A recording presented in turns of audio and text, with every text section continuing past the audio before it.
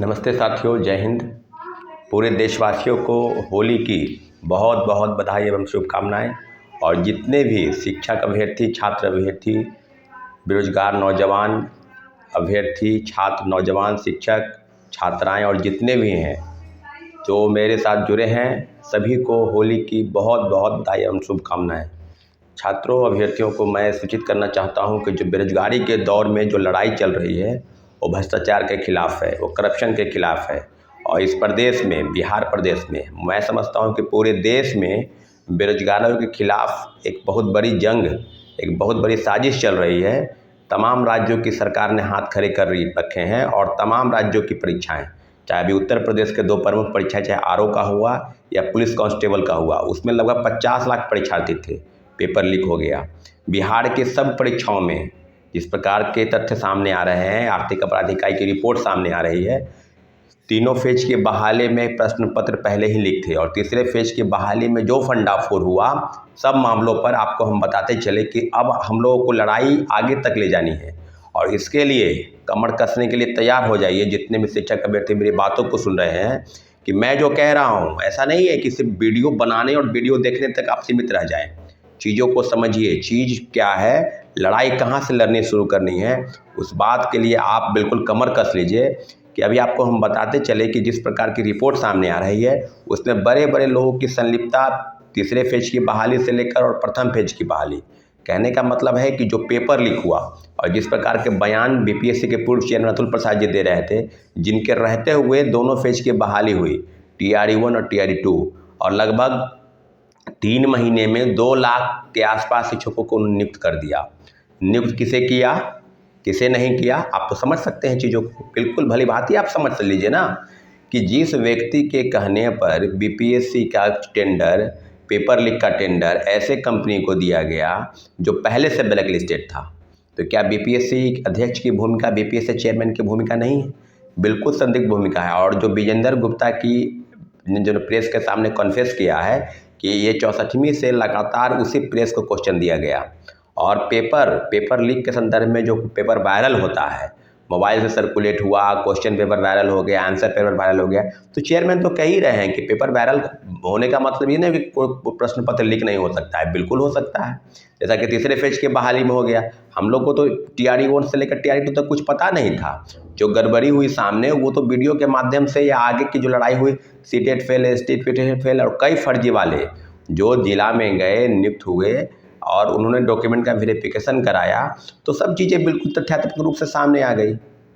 जो लगभग आपको याद होगा कि 10,000 लोगों ने डॉक्यूमेंट का वेरिफिकेशन नहीं कराया, तो वो सप्लीमेंट्री रिजल्ट होगा। सप्लीमेंट्री रिजल्ट के नाम पर धोखा हुआ। प्रथम फेज की बहाली में आपको याद होगा कि 2773 लोगों का मात्र सप्लीमेंट्री रिजल्ट आया।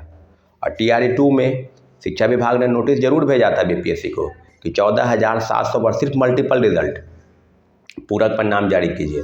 उस पर भी जो है चिट्ठी वापस ले लिया गया। और क्रेडिट लेने के लिए जब एनडीए की सरकार बनी तो क्रेडिट लेने के लिए तीसरे फेज की बहाली की प्रक्रिया शुरू हुई। जो तीसरे फेज की बहाली की प्रक्रिया अगस्त में शुरू होने वाली थी, उसको मार्च में आयोजित किया। और हड़बड़ी का खेल देख लीजिए कि पेपर लीक के संदर्भ में जितनी भी चीज़ें हुई, आपको याद होगा इसके पहले भी TRE-1 और TRE-2 में जो आरोपी हैं, जो विशाल चौरसिया है, विजेंद्र गुप्ता है और जितने भी आरोपी गिरफ्त में हुए हैं, सभी को एक बात बता दें कि सभी की जो बयान है उसी के इर्द गिर्द सारी चीज़ें हो रही है। और आर्थिक अपराध इकाई की छापेमारी लगभग उत्तर प्रदेश और झारखंड के लगभग शहरों में चल रही है। आपको बता दें कि लखनऊ, कानपुर, इलाहाबाद, बनारस, बलिया, गोरखपुर, सब जगहों पर छापेमारी चल रही है। क्योंकि जो निकटवर्ती ज़िले हैं, बिहार के सटे जो ज़िले हैं, वहाँ के आसपास या जो लोगों की संदेह है कि यहाँ पर प्रश्न पत्र मुहैया कराकर लोगों को रटवाया गया, तो बिल्कुल सही बात है। इसमें आप कोई इफ बट नो ये थोड़ी है, ये तो क्लियर मामला बिल्कुल आगे की तरफ हो गया कि सरकार की मानसिकता सिर्फ बहाली निकालने की थी। प्रश्न पत्र कैसे लीक होना, धन का उगाही कैसे करना, और बीपीएससी चेयरमैन, ऐसे चेयरमैन जो सिर्फ दार्शनिक बात करते हो, सिर्फ लगता है कि कितने बड़े दर्शन पढ़ के आए, और जो व्यक्ति इस तरह से घुमाओ वाली बातें कर और सभी अभ्यर्थियों को डराया। आपको याद होगा कि गिरिभान सेल में एप्लीकेशन लिया जा रहा था। जाहिर सी बात है, जब किसी विभाग में गलती होती है, जब कोई आवेदन मांगता है, तो आवेदन मांगने के बाद में उसी पर कार्रवाई। कोई बीपीएससी ऑफिस के पास या कहीं मीडिया में बाइट दे रहा है, उसका मीडिया बाइट को कट करके रोल नंबर, क्रमांक, रजिस्ट्रेशन नंबर और फोटो सहित उसको डिबार किया गया, उसको प्रतिबंधित किया गया। तो इस तरह के काले कारनामों का चिट्ठा जो है वो कोई और नहीं, वो बीपीएससी स्वयं है। और बीपीएससी के चेयरमैन, पूर्व चेयरमैन अतुल प्रसाद जी की पूरी जांच चलनी चाहिए। स्यारा केंद्र बिंदु सरगनाओं का जो माफिया है वो बीपीएससी का पूर्व चेयरमैन अतुल प्रसाद है। और एक और बात, जिस तरह की चीज़ें चल रही है अभी, शिक्षा विभाग के जो अपर मुख्य सचिव है वो तानाशाह बन गए हैं। देखिएगा कई मामलों को लेकर, अभी छुट्टू के लेकर भी बात है, होली में, होली ऐसा पर्व और उसी में भी स्कूल को आप खोल रहे हैं, तो आप समझ लीजिए कि ये व्यक्ति कितना बड़ा तानाशाह है। तो क्या गलत डॉक्यूमेंट के वेरिफिकेशन के नाम पर आप जो कार्रवाई कर रहे हैं, क्या हो गया आपको? ये दोनों व्यक्ति उत्तर प्रदेश के रहने वाला और उत्तर प्रदेश के सब लोगों को यहाँ पर भर दिया है। मैं क्षेत्रवाद को बढ़ावा नहीं दे रहा हूँ। अब कोई लोग को लगता होगा कि आप उत्तर प्रदेश या झारखंड पर टारगेट कर रहे हैं या बिहार के लोग, सभी लोगों को, जो गैर बिहारी है या उत्तर प्रदेश के हैं या झारखंड के हैं। मेरा ऐसा मानना है कि पेपर लीक के संदर्भ में उत्तर प्रदेश के लोगों को ज़्यादा प्राथमिकता दी गई, यूपी के लोगों को ज़्यादा। आप देखेंगे कि सब जगहों पर, चाहे जितने भी स्कूल हैं 1 to 5 से लेकर 11-12 तक, सब जगहों पर उत्तर प्रदेश के लोगों की संख्या ज़्यादा है। आरक्षण का नियम का पालन कैसे किया गया, आप बेशक इसको समझ सकते थे कि जिस तरह के आरक्षण और रिजर्वेशन का पालन हुआ, उसमें कहीं से भी इस तरह की चीज़ें सामने नहीं आई कि क्या सही में बीपीएससी शिक्षक बहाली कर रही है, तो किन किन चीज़ों का ख्याल रखना चाहिए। डोमिसाइल गलत सर्टिफिकेट बनाकर लोग बहाल हो गए। कोई एससी कैटेगरी का है, यहाँ पर बनवा लिया एससी का, यूपी का है, यहाँ पर बनवा के शामिल हो गया।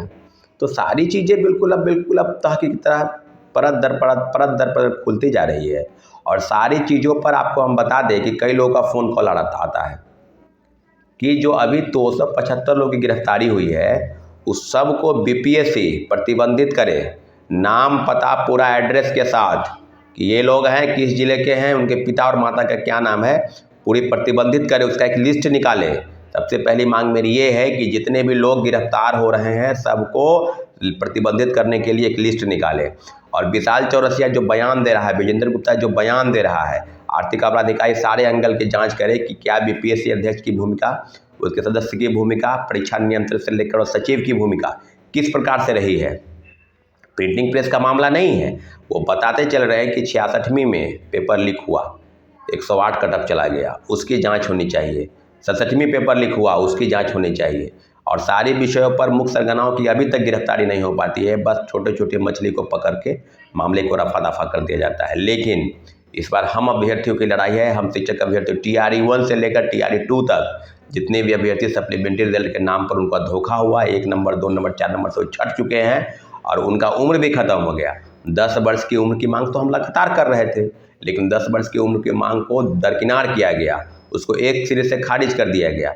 और 3 बार परीक्षा में ही बैठना है और तीनों बार परीक्षा में धांधली कर लेना है, पेपर लीक करना है, आउट कराना है, तो किसका नौकरी होगा भाई? जिस प्रकार से 10 लाख का 12 लाख का 14 लाख की बात हो रही है कि पैसा दिया गया, लिया गया, तो आप समझ लीजिए किस तरह का खेल इस प्रदेश में हुआ। और बीपीएससी अध्यक्ष के रहते हुआ, तो बीपीएससी अध्यक्ष की भूमिका क्यों नहीं हम माने? बीपीएससी अध्यक्ष की भूमिका तो है ही, और बीपीएससी अध्यक्ष के सारे सदस्यों से, कर्मचारियों से पूछताछ की जाने की जरूरत है। और निश्चित रूप से आर्थिक अपराध इकाई कोलकाता गई है, प्रिंटिंग प्रेस के मालिक, वो मालिक जो पहले इसी कई मामलों में गिरफ्तार होकर जेल जा चुका है, उसी कंपनी को ठेका दिया गया। पैसे लेकर लोग ठेका देते हैं, दिलवाते हैं, और प्रश्न पत्र छपने से पहले, QR छपने से लगने से पहले शिक्षा माफियाओं और सॉल्वर गैंग के हाथ में चले जाते हैं। इस तरह के काले कारनामों का चिट्ठा। और कई लोगों का फ़ोन कॉल आता है कि एग्रीकल्चर का पेपर, एग्रीकल्चर का जो पेपर हुआ था 1 मार्च और 2 मार्च को, उसका भी प्रश्न पत्र लीक था, जो विजेंद्र गुप्ता ने अपने मीडिया को ब्रीफ करते हुए उसने कहा। तो एग्रीकल्चर के जितने भी साथी हैं, सबसे आग्रह है कि 2-3 दिन में आप लोग प्लान बना लीजिए और बीपीएससी ऑफिस पहुंचिए और आवेदन के माध्यम से दीजिए कि अगर 10 मार्च तक, 10 अप्रैल तक शायद रिजल्ट आने वाला है, रिजल्ट पर अभी रोक लगाया जाए, क्योंकि सब मामलों पर तहकीकात हो, सब मामलों की जांच हो, तब आगे की तरफ निश्चित रूप से बढ़ने की ज़रूरत है। साथियों, आगे की लड़ाई बहुत लंबी लड़ाई है। इस लंबी लड़ाई में हम सब एकजुट होकर लड़ाई को अंतिम मुकाम तक पहुंचाएंगे। लेकिन इतना ज़रूर है कि प्रेस की, मीडिया के कुछ लोग हैं जो अतुल प्रसाद जो क्रेडिट देते थे, वाहवाही देते थे और पिछलग्गू बनकर उनके सारे मामलों को तह देते थे कि 1 नंबर IAS अधिकारी है, 1 नंबर ईमानदार और कर्तव्यनिष्ठ अधिकारी है, वो अतुल प्रसाद है। लेकिन अब भंडाफोड़ हो चुका है ना। ट्विटर मैन जो ट्वीट करते थे, क्या हो गया ट्वीट करके? चांद पर जमीन और कश्ती निकाल कर और शिक्षकों को एकदम वाहवाही देने के लिए ट्रेन लेट हो गया तो आप 3 घंटा के बाद परीक्षा लिए, परीक्षा केंद्र पर लोग अभ्यर्थी पहुंच चुके थे। ये सब मामलों का भंडाफोड़ हो चुका है। कट ऑफ का हाई चला जाना, 1/3 नेगेटिव मार्किंग रखना, सब चीज़ों पर इस तरह की चीज़ें निश्चित रूप से। और भाषा की अर्हता के लिए TR1 में भाषा का जानकार होना चाहिए शिक्षक बनने के लिए, TR2 में नहीं होना चाहिए। ये सब पाप और अपने षड्यंत्र के तहत तमाम चीज़ों पर निश्चित रूप से कुठाराघात हुआ है। नौजवान और बेरोजगारी के साथ जो खेल हुआ है BPSC ने किया है, सभी चीज़ों पर भंडाफोड़ करना है और एकजुट होकर, निश्चित रूप से एकजुट होकर अपनी लड़ाई को अंतिम मुकाम तक पहुंचाना है। साथियों, हमारा साथ दीजिए, निश्चित रूप से हम लड़ाई को अंतिम मुकाम तक ले जाएंगे। और TR1 में लेकर जिस प्रकार सप्लीमेंट्री में कोर्ट केस हुआ है, TR2 में भी होगा। और भ्रष्टाचार का जो नंगा नाच BPSC ने किया है, राज्य सरकार को हम आवेदन देंगे, BPSC को आवेदन देंगे, राज्यपाल को देंगे, ज़रूरत पड़ेगा तो राष्ट्रपति और प्रधानमंत्री को भी चिट्ठी लिखेंगे। लेकिन आपके साथ की ज़रूरत है, आपके साथ के माध्यम से हम निश्चित रूप से आगे बढ़ेंगे। हमारे चैनल को प्लीज़ सब्सक्राइब कर लें, ताकि लाइक शेयर करें, ताकि हमारी बात आप तक पहुंच सके और आपकी जो भी समस्या है हम तक पहुंचाने का प्रयास करें। निश्चित रूप से कमेंट सेक्शन में जाएं और कमेंट करें कि क्या लड़ाई कैसे लड़ी जाएगी और कैसे कैसे बिंदुओं पर हम आगे बढ़ेंगे। निश्चित रूप से BPSC के ऑफिस के पास हम लोग जाएंगे और आवेदन के माध्यम से चेयरमैन को बताएंगे कि 1 to 1 एक एक चीज़ों की जाँच करें और आर्थिक अपराध को इकाई को आवेदन देंगे। जाहिर सी बात है, सब बिंदु की जांच होगी, तब दूध का दूध और पानी का पानी की तरह बिल्कुल साफ हो जाएगा मामला कि सब सरगनाओं का अगर कोई जड़ है तो BPSC स्वयं है। साथियों, ठीक है, धन्यवाद, जय हिंद।